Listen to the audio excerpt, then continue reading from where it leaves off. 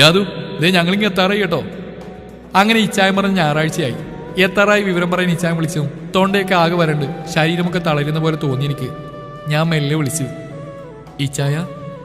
എന്റെ വിളി കേട്ട് സ്വരത്തിലെ പേടി ഇച്ചായന് മനസ്സിലായതും, വോയിസ് ക്ലിയർ അല്ലേ രാധു, 1 മിനിറ്റ്, ഞാൻ വണ്ടി ഒന്ന് സൈഡാക്കട്ടെ എന്ന് പറഞ്ഞ് ഇച്ചായം വണ്ടി റോഡരിയിലേക്ക് ഒതുക്കി. ഡോർ തുറന്ന് പുറത്തിറങ്ങി ഫോൺ ചെവിയോട് ചേർത്തു. എന്നതാടി സ്വരമൊക്കെ വല്ലാതെ? ടെൻഷനുണ്ടല്ലേ നിനക്ക്? വെറുതെ ഒന്ന് മൂളിയതല്ലാതെ ഞാനൊന്നും മിണ്ടിയില്ല. എന്നാത്തിനാണ് ഈ ടെൻഷൻ? കൂടെയുള്ളതേ ആൽഫിയാണ്. ആൽഫി ഭൂമിക്ക് താഴെ അപ്പനെയും അമ്മയും അല്ലാതെ വേറെ ഒരുത്തിനെയും ഒന്നിനെയും പേടിയില്ലാത്ത ഒരുത്തനെ ഞാൻ കൂടെയുള്ളപ്പോ എന്റെ പെണ്ണ് ആവശ്യമില്ലാതെ പേടിക്കണ്ട.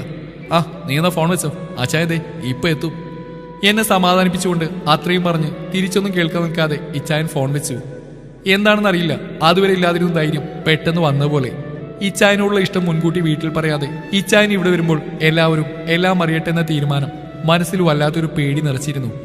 എങ്കിലും ഇച്ചായൻ പകർന്നെന്ന ധൈര്യത്തിൽ ആ പേടിയെ കുടഞ്ഞെറിഞ്ഞ് ഒരു പെണ്ണ് കാണലിനായി കുളിച്ചൊരുങ്ങി തയ്യാറായി ഞാൻ നിന്നു.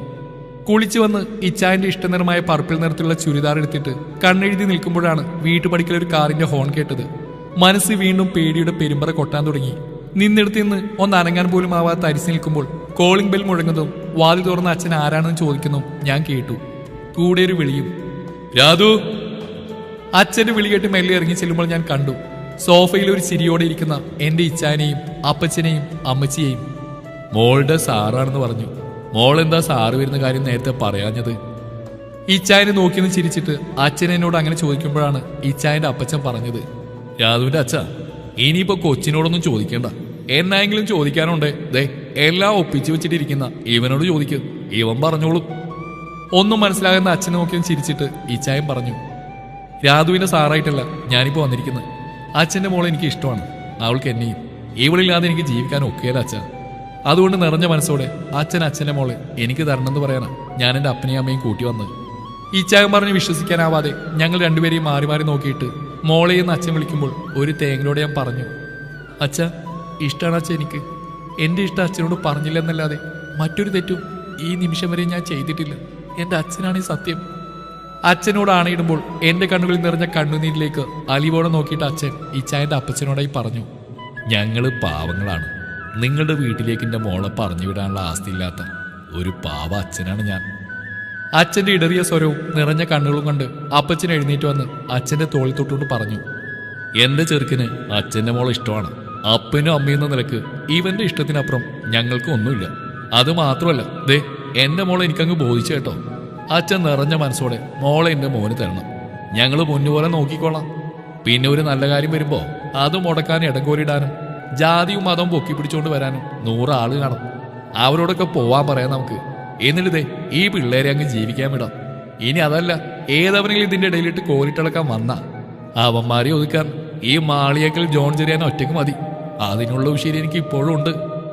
അപ്പ എന്നാ ഒരു ഡയലോഗാണെന്നേ അപ്പച്ചൻ പറഞ്ഞു കേട്ട് അഭിനന്ദന സ്വരത്തിൽ ഇച്ചായൻ ചോദിക്കുമ്പോൾ നരവീണ കൊമ്പൻ മീശ പിരിച്ചു വെച്ച് അപ്പച്ചൻ അച്ഛനെ നോക്കി ചിരിച്ചിട്ട് ഇച്ചായനോട് പറഞ്ഞു, അത് പിന്നെ നിന്റെ അലടാവേ തന്ത.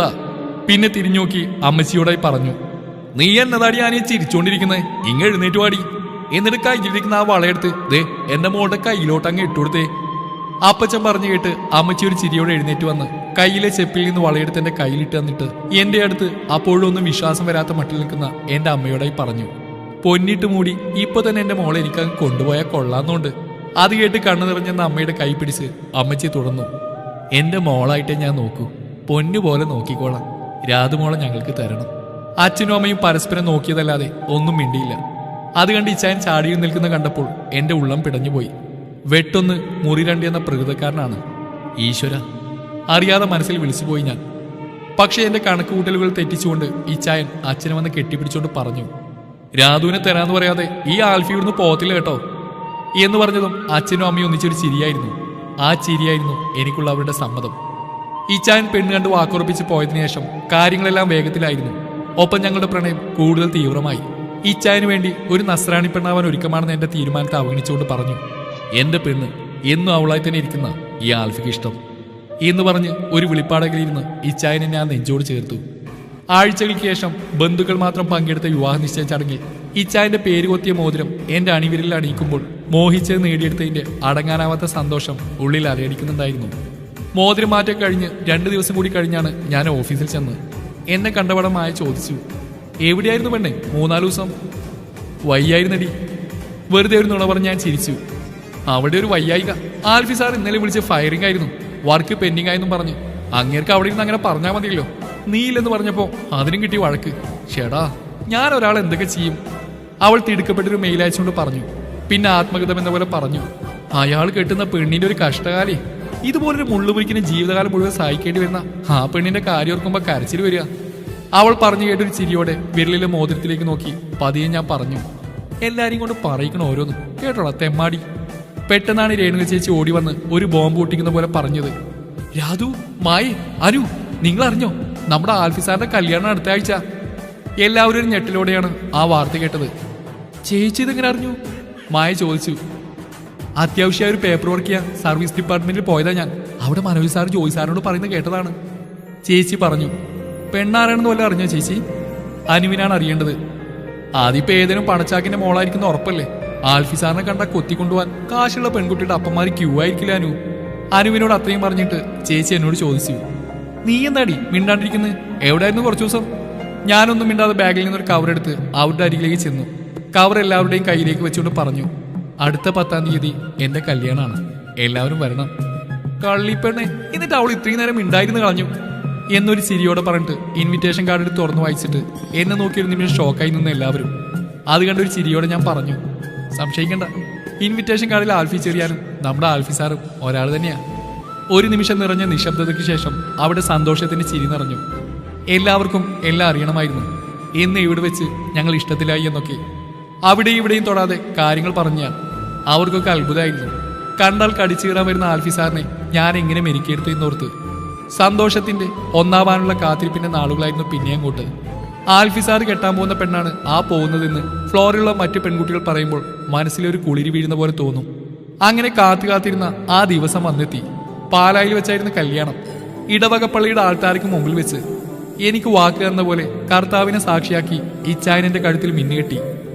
അച്ഛനമ്മമാരുടെ കാല് തൊട്ട് വണങ്ങി പള്ളിക്ക് പുറത്തേക്ക് ഇറങ്ങിയതും എന്നെ 2 കൈയിൽ വാരിയെടുത്ത് കാറിനടുത്തേക്ക് നടന്ന ഇച്ചായനോട് ഞാൻ പറഞ്ഞു, ശോ, എല്ലാരും നോക്കുന്നു ഇച്ചായ. നോക്കട്ടെടി, അതിനെന്നാ? ആൽഫിയുടെ പെണ്ണിനെ ആൽഫി എടുക്കാതെ വേറെ ആരെടുക്കാനാ? വീറോട് അതും പറഞ്ഞൊരു കള്ളച്ചിരിയോടെ എന്നെ നോക്കുന്ന ഇച്ചായനെ കണ്ണീമ തെറ്റാതെ നോക്കി ഞാൻ.